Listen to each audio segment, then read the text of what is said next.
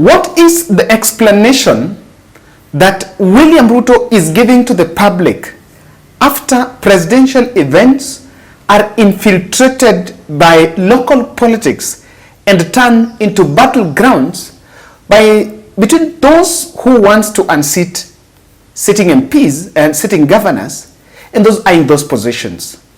Because today something happened in Bomet, and I want us to look at it keenly. I want us to be very objective. I understand, to the best of my knowledge, before president visits any area, there is normally an advance team. This advance team involves where probably he's going to eat, if he's going to take lunch there, the other place maybe where the president is going to be, if he's going to launch a project there. Amongst other things is to ensure that they also have intelligence about what's happening there, or looking at the security of the president. That is why the president cannot just go anywhere. How about if people go and plant some bombs in those places? So the presence of critical intelligence around the president's diary cannot be underestimated. In now 2 instances in Rift Valley, both Kericho and Bomet rallies have seen heckling. Today, William Ruto was in Bomet, and after his sketchy speeches, he gave the microphone to Rattled Barchok, who is the Bomet governor. And immediately Barchok started talking, heckling started in Bomet, and it is a show of what exactly the population looks like.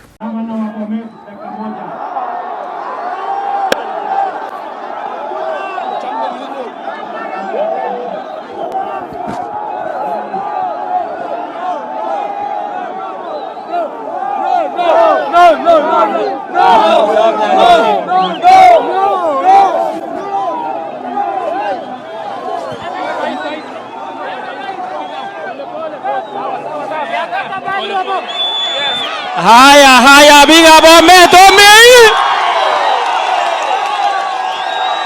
Rais, karibu Bomet.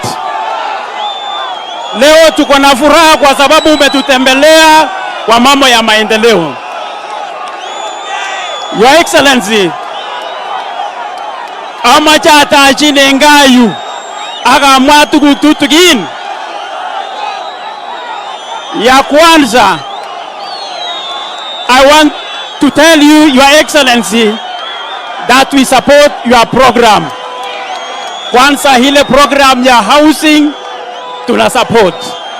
Na leo tuko na furaha kwa sababu unakuja kusindua over 200 units. And as the governor of Bomet, I am 100% behind you, Your Excellency. Ya pili, Your Excellency, umeng'arisha Mulot, umeng'arisha Kapkwen, umeng'arisha Chebunyo, na ile market unachenga ni market ya ghorofa. Your Excellency, hapa nitakuwa na shida. Hii market yangu ya Bomet at least nataka havya kidogo. Your Excellency, pesa yangu ni kidogo. Utanisaidia na hii market, kwa sababu hao watu wa Bomet watakuwa na uwifu wa Mulot, ile ya Goywa, Kapkwen na Chebunyo. Ya tatu, Your Excellency, tumechenga hospitali yetu ya mother and child pale Longisa, and it is complete. Ningependa tu rais, kwa sababu tumetumia pesa mingi na pesa zangu ni kidogo, Your Excellency, ningependa niombe utuwekee equipments na ukuja ufungue. It is complete. In the next 1 month, Your Excellency, tutachenga cancer center adjacent to it. Na tumeongea na Cancer Institute of Kenya, na wametusaidia na design. When we will be having ground breaking, pia tunaomba ukuja ufanye hiyo kazi, Your Excellency. Ya mwisho, tumechenga our chamber kwa assembly. I think it will be the largest in the Republic of Kenya. Tunaomba in the next 3 weeks ama 4 weeks ukuje utufungulie. Na ya mwisho, ningependa kuambia watu wa Bomet, kama vile rais amesema, mambo ya siasa imeisha na tunangojea 2027, na mwenye anataka kiti tupatane kwa debe, lakini sio kwa mkutano ya rais. Hatutishi kabisa kabisa kabisa. Na ujue mimi ni gavana wa Bomet. Hebu nibugie mkono pala pala pala pala pala pala pala. Asante rais. Shukrani gavana. This is what transpired. You will understand, and I like the fact that the governor moved on talking. I may need to remind you here, Rattled Barchok has been at loggerheads with the president because he's been believing that Murkomen, there was a fight between him and Murkomen, who allegedly was pushing to be some kingpin, you know, of the region, and that went against the South Rift governors. That is Barchok and his Karacho counterpart, Hilary Mutai. And this, I later realized, when the president took the microphone to react, he started lecturing those leaders on allegedly, you know, infiltrating president's event and organizing young people to heckle leaders. Maneno ya uchaguzi tulimalizana naye. Hapa hatutaki kujua nani ako maarufu kuliko nani. Yule mtu maarufu hapa ni yule atatueleza vile barabara itajengwa, na vile stima itaunganishwa, na vile maji itapatikana, na vile hawa vijana watapata ajira, na vile tutalisha chakula tuondoe njaa. Hatutaki mashindano ya viongozi wakati huu. Mashindano ya viongozi ingoje mpaka 2027. Sijui kama tunaelewana jameni. Musikubali nyinyi wananchi kupiganishwa na siasa ya bure. Mimi nataka niwaulize viongozi, na sio Bomet peke yake. Nataka niulize viongozi wote wa Kenya. Saa hizi hakuna mambo ya kura. Saa hizi tunapanga mambo ya wananchi. Mambo yetu kama viongozi, hawa wananchi walimaliza wakati wa uchaguzi. Mambo ambayo iko sasa ni mambo ya wananchi. Mtu asituletee hapa umaarufu yake, ati apigiwe makofi na mwingine apigiwe kelele. Hiyo ni mambo ya ujinga. Nyinyi mnanielewa? Nyinyi mnanielewa? Sikizeni. Amaja moyo wakipiga hapa. Paisiet ne mingu na yu, kama paisiet ne kilen kai ngo kosir ngo. Koliane. Hiyo ni mambo ya upuzi. Amaja nge mwangu na hii. Ngotinyo ge ai siasa tenyu kotko wirige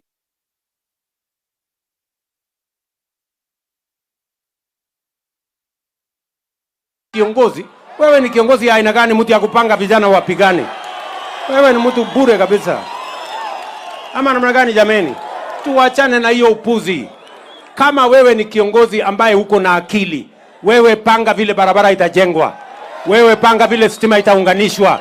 Wewe panga vile maji itapatikana, vile watoto watasoma, vile hawa watapata ajira. Sasa ndio tutakupigia makofi.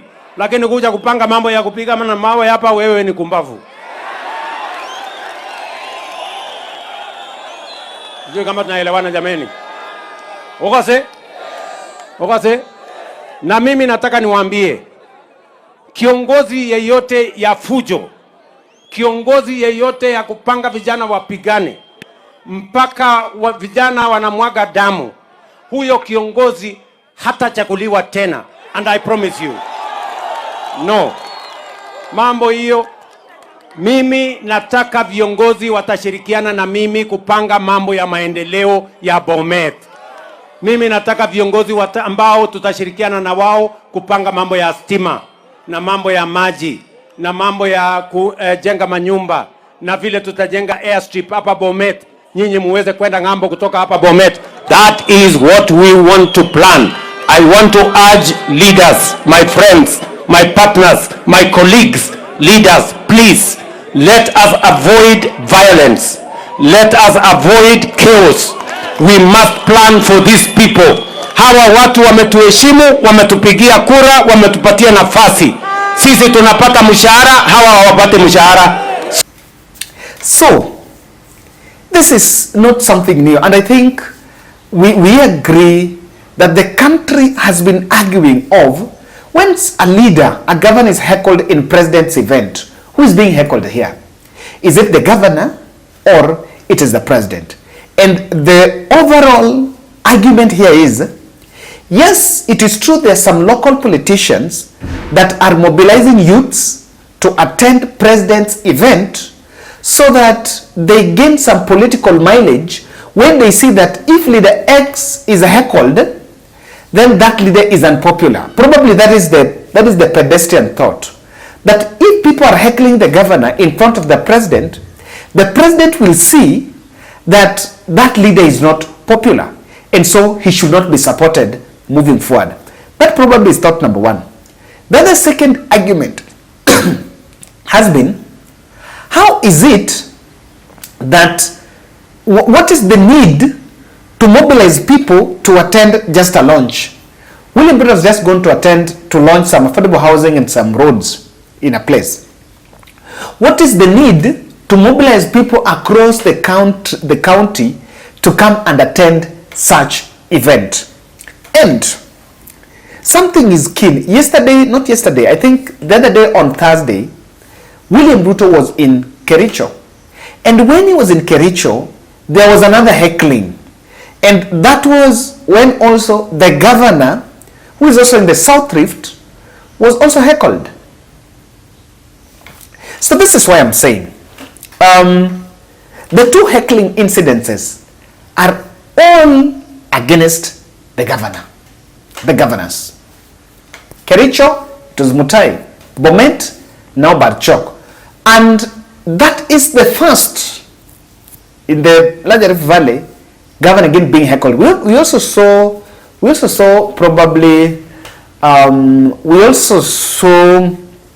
Kihika was also heckled somewhere in Nakuru. So what exactly is it? Is it really true that William Ruto's intelligence do not understand? They normally don't get wind of such political polarization in the ground before William Ruto attends an event. That is a question that needs an answer. But before that, before we try to look at the intelligence lapses that could be behind this, if indeed these are just organized things, I may want to look at the political terrain in the South Rift. The South Rift has both the two governors, which is now the Kipsigis area. And the two governors have not been so much appreciative of the North Rift, in the essence that Murkomen wanted to be the kingpin. And there was a transition politics that started. And the guys to be the kingpin, he's been trying to make inroads and infiltrate the South Rift. And the two governors and some host of leaders from the two counties really emerged hitting Murkomen, and you could even see the move by Cherargei to hit Murkomen. So the truth of the matter here is that Murkomen was William Ruto's pick in Rift Valley. And I think if there are people that are within the William Ruto's inner circle, that is Murkomen. However, there is also another interesting concept here. These regions where people are heckling governors in front of the president, these are William Ruto's nerve centers. This is their vote nerve. This is his closest backyard, if there is something called political backyard.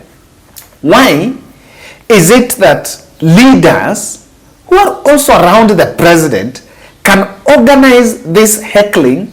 And I want to tell you, no one comes, leaves his work to attend a political rally to heckle someone if that is not organized. That's for sure. We need to put it as it is. It is a true picture. And much as local politics might be blamed, But the true picture emerging, the national picture, the bigger view is that president's event, president is heckled. That's it. Between the governor and the president is heckled. And it's because there is that premature politics. Now, is there intelligence lapses why this heckling is going on? Is there? I am seeing some three possibilities I just want to break down very fast. Number one, I think much of William Ruto's events are organized by political handlers. More of political handlers than the intelligence team. Why? Where do you think William Ruto is going to Bomet? Why do you think he's in the rally this weekend? He's in the rally because affordable housing is supposed to be signed on Monday. The president is supposed to assign to that bill on Monday. Now he has gone to the people to seek validation of that bill. It's already been passed. The country has really spoke exhaustively about it, exhausted that bill. And what he has gone to the people is just to play politics of validating housing bill. And clearly, William Ruto is organizing these campaigns because these are campaigns.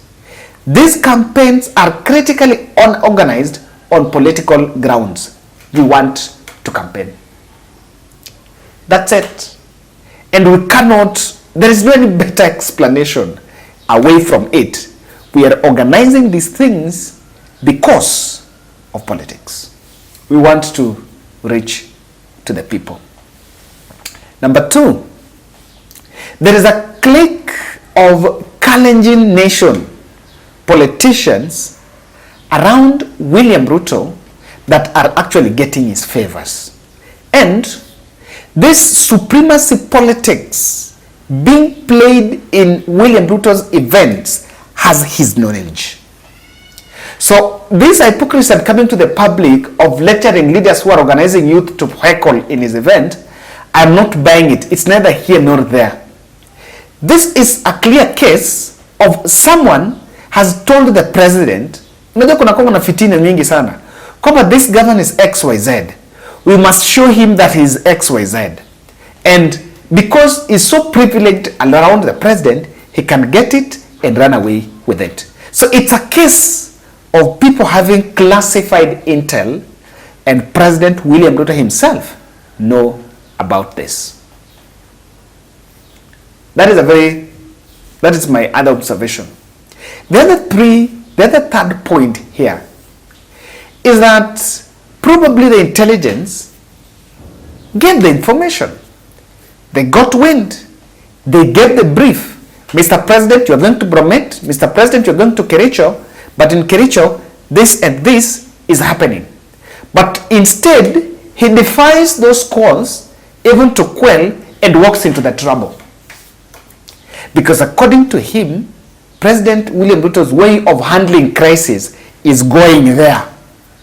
So he was told, yes, there are two camps. There is a camp that will not want the governor to speak, and that has been organized by probably leader X or Y. And there is a camp that would maybe want this to happen. So even after getting wind of that information, he himself, he went there with that governor to ensure that that is done. I want to believe this, that in real sense, heckling is organized, but it's becoming the next weapon, the next tool, the next indicator that Kenya Kwanza is unpopular. It's very true. Because if you listen to what the governor was saying, the governor was talking about projects. And the reason why I don't buy 100% the concept of the governor is being heckled, because what's going on? If the governor is being heckled because he has failed, then where does that money come from? The money comes from the national government. The national government has not been giving that money. If there is a feeling that projects are not, the county is not feeling projects, they're just venting their frustrations through the governor, because the governor is the sacrificial lamb. They cannot heckle their president because they feel security and all that.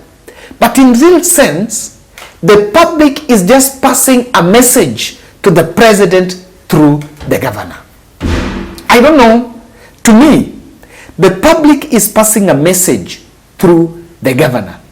And so a simplistic idea that the governor is being heckled, the governor is this, the governor is that, it's very true that people are just passing a message. Ladies and gentlemen, that is my take.